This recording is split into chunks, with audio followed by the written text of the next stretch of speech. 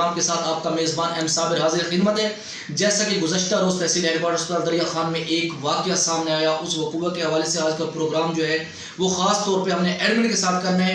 Admin और class 4 के मुलाजिम के साथ थोड़ी सी तल्ख़ कलामी हुई, मामला शिद्दत अख्तियार कर गया।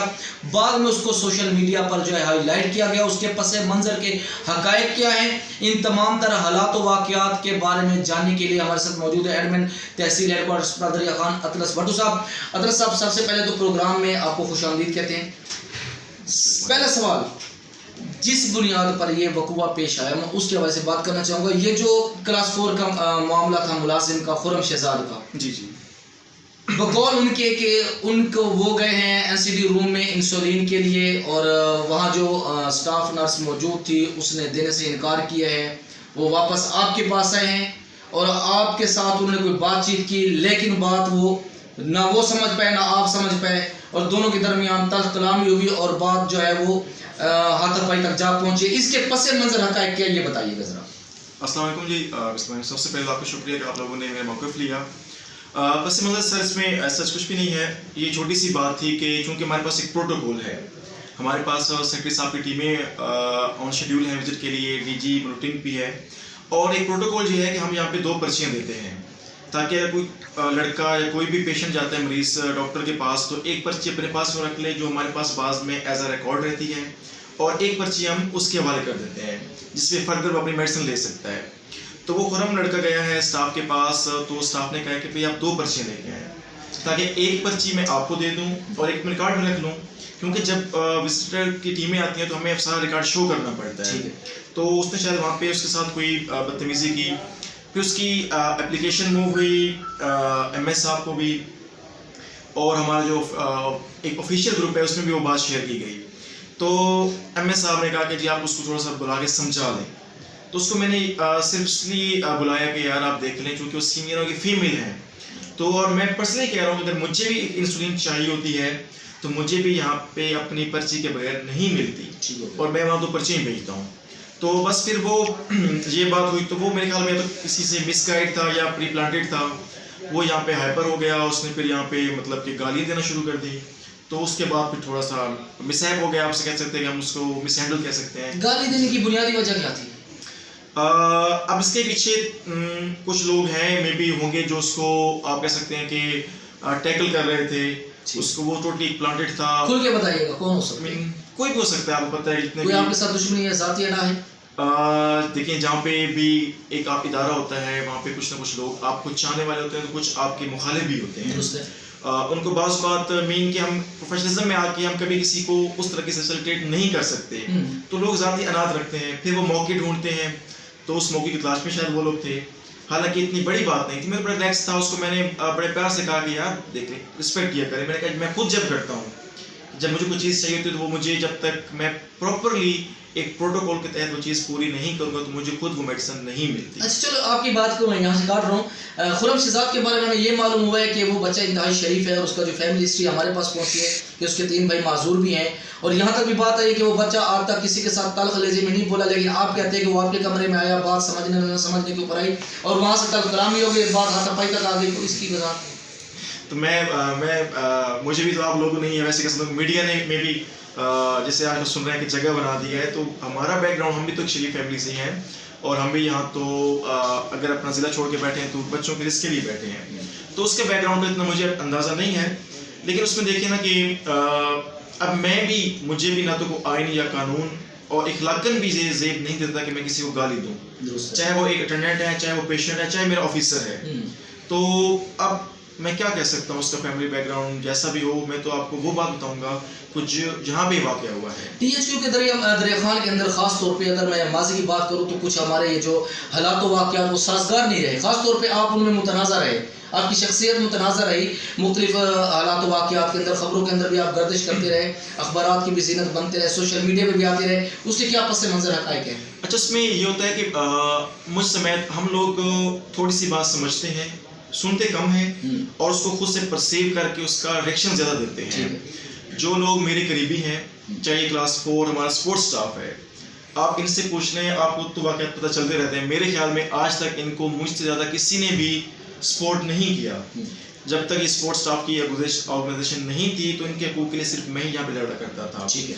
और ये जाहिर सी बात है कि चूँकि लोग मैं यहाँ से आउटसाइडर हूँ, तो इतने लोगों में मैं मतलब कि आप कह सकते हैं कि घुल मिल नहीं सका, तो कुछ फासले हैं। लेकिन जो लोग मेरे करीबी हैं, मुझे जानते हैं कि मैं कैसा हूँ। एक परसेप्शन बना दी गई है कि जी मैं शायद कोई यहाँ पे आप कह सकते हैं डिस्प्यूटेड इसलिए बना दिया गया कि मैं शायद लोगों के उस तरीके से काम नहीं आ सकता जितनी उसकी एक्सपेक्टेशंस हैं। फिर भी जहाँ तक मुझे मेरा कानून या जहाँ पे एक प्रोटोकॉल जा देता है वहाँ तक मैं पूरी कोशिश करता हूँ। अच्छा, आपके मुतालिक एक बात जो है, आपके मुतालिक एक बात इस टाइम बड़ी गर्दिश कर रही है कि आपका सिद्दीक खान के साथ बड़ा क्लोज ताल्लुक है, जिसकी बुनियाद पे जिसकी बिहाफ पे आप यहाँ बार बार यहाँ सेलेक्ट हो जाते हैं, जबकि 2 बंदों की इंक्वायरी लगी, उन्होंने टर्मिनेट हो गया, एक बाकी हो गया, तो आप उनके बिहाफ पे यहाँ बैठे, कितने हक़ाइक़ हैं? नहीं, इसमें क्लियरली सच बताइए। इसमें एक ज़रा सी हकीकत नहीं है। उनके साथ हमारे ज़ाती ताल्लुकात हैं, सियासत से भी हटकर, और वो हमारे मोहसिन हैं। और अगर मैं सियासत को यहाँ पे इस्तेमाल कर सकता तो यहाँ पे हमारे MS साहिबान बैठे हैं, हमारे CEO साहब हैं, जितने भी यहाँ पे लोग हैं, कोई एक बंदा कह दे कि आज तक मैंने उनको पर्सनली कॉल करवाई। यानी आप सियासत से भी आउट हो गए सारे अपने? अगर मैं सोचता तो मैं अपने इलाके में पहुँच जाता। मीन जो स्पीकर हैं हमारे, तो अगर वो एक स्पेशली मुझे फेवर करते तो मैं यहाँ से वहाँ पे ट्रांसफ़र करा के जा सकता था। मैं अपने इलाके में बैठा होता या फिर मैं यहाँ पे ड्यूटी ना करता। आप यहाँ पे देखें कि सुबह 8 से रात 12 बजे तक मैं यहाँ पे अवेलेबल होता हूँ। अगर किसी को ऑक्सीजन चाहिए, किसी को बेड नहीं मिल रहा, किसी की MLC का केस है, डॉक्टर डील नहीं कर रहा, मैं रात यहाँ पे 3 बजे भी उठ के आता हूँ घर से। और आप मेरी चेक कर लें रजिस्टर हाजिरी का, सबसे कम छुट्टियाँ मैं करता हूँ।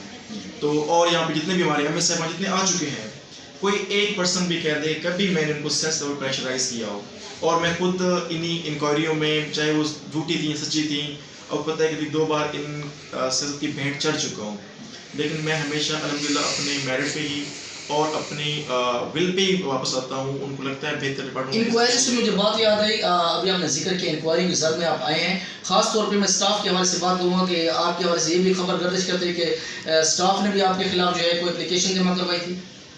नहीं, मेरे ख्याल में तो ऐसा कोई इंक्वायरी स्टार्ट नहीं हुई स्टाफ के हवाले से हो। वो जो चीज़ें थी वो तो एक अलग इशू था, उसमें वो लोग बहुत सारे लोग बाद में एक्सपोज हो जाते हैं। मैं यही कह रहा हूँ कि असल हक़ाइक़ और होते हैं। मैं रिसीवर जगह बैठा हूँ, मैं भी कहता हूँ कि आप इस मामले की भी जहाँ से मर्जी चाहे इंक्वायरी करवा लें। अगर मैं कसूरवार होता हूँ तो सबसे बड़ी सज़ा मुझे दी जाए। दुरुस्त है। मैं कभी भी अपने जो इंक्वायरी कमेटी बनी है, यानी ये जो मामला वाला सामने आया, हाँ, अगर इसमें मैं गुनाहगार हूँ तो आप जिस सबसे बड़ी सज़ा मुझे दी जाए। ठीक है। अगर मैं हक पे हूँ तो फिर मुझे कम से कम इंसाफ दिया जाए। ये जो लोग मतलब कि मेरा मीडिया ट्रायल करते हैं, हक़ाइक़ नहीं जानते, और हक़ाइक़ आपके सामने आने वाले हैं बहुत जल्द, फिर शायद आपको पता चल जाएगा कि मैं किस तरीके से प्लांटेड चीज़ों में, प्लांटेड इंक्वायरियों में पिछले 4 साल से आप ऐसे रगड़ खा रहा हूँ हर हवाले से। तो ये बताइएगा, ये जो अभी हाल ही में आपके इस वक़ूअ के ऊपर जो है एक इन्वेस्टिगेशन टीम मुकर्रर की गई, डॉक्टर फजल शाह साहब थे, डॉक्टर आसिम चीना और डॉक्टर नौरीन ज़हरा, तो उनकी इन्वेस्टिगेट कहाँ तक पहुँची है?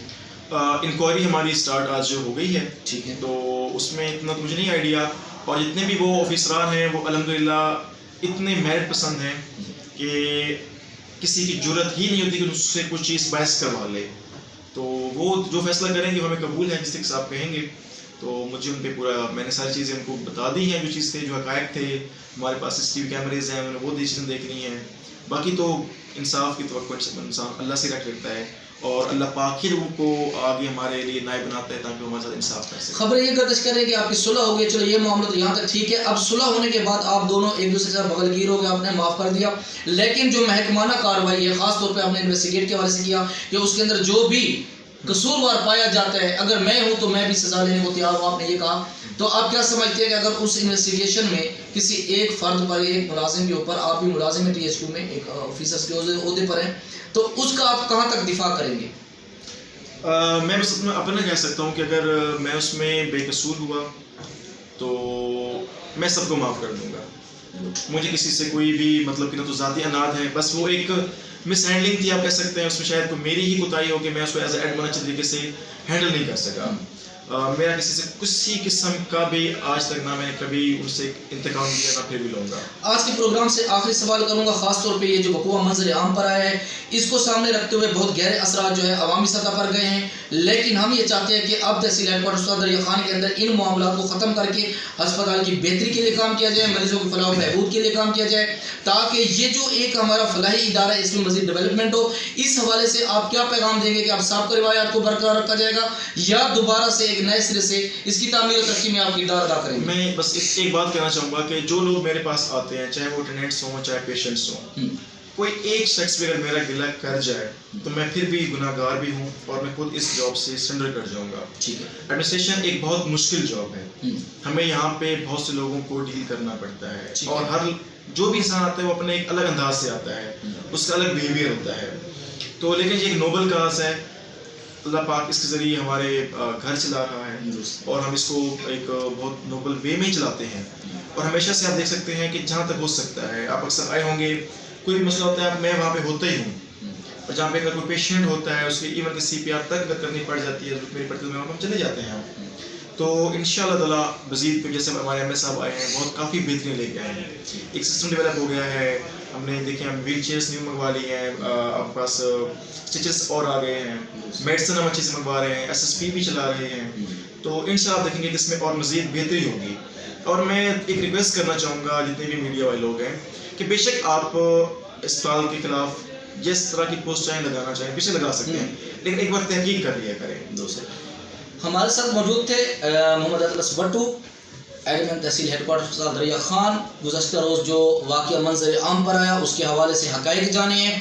इनका कहना है कि एडमिनिस्ट्रेशन एक बहुत ही दुश्वार और पेचीदा ऐसा मकसद है कि ज़िम्मेदारी है जिस पर पूरा उतरना एक आम इंसान के बस का रोग नहीं। इसके बावजूद भी मैं सुबह 8 बजे से रात 12 बजे तक तमाम तरह हालात वाक़यात का खुद जायज़ा लेता हूँ। इसके बावजूद भी अगर मेरी ज़ात से खुरम शहजाद जो कि क्लास 4 के मुलाजिम है उसको दीदा और दानिस्ता कोई तकलीफ पहुँची है, उस पर मैं न सिर्फ माजरत करने को तैयार हूँ बल्कि मैं यहाँ ये पैगाम दूंगा कि अगर वो जो इन्वेस्टिगेशन मुकर्रर की गई है टीम और उसके अंदर मैं बेकसूर होता हूँ और उनके ऊपर इल्ज़ाम साबित होता है, फिर भी मैं अल्लाह की रज़ा के लिए बात कर रहा हूँ। अगर मेरे ऊपर कोई इल्ज़ाम साबित होता है तो उसके लिए मैं खुद को सरेंडर कर दूंगा। इससे बड़े हक़ाइक़ ज़्यादा जो है वो हम मंजर यहाँ पर नहीं ला सकते। आज के प्रोग्राम सवाल से आसिफ के साथ M साबिर को इजाज़त दीजिए। अल्लाह हाफ़िज़।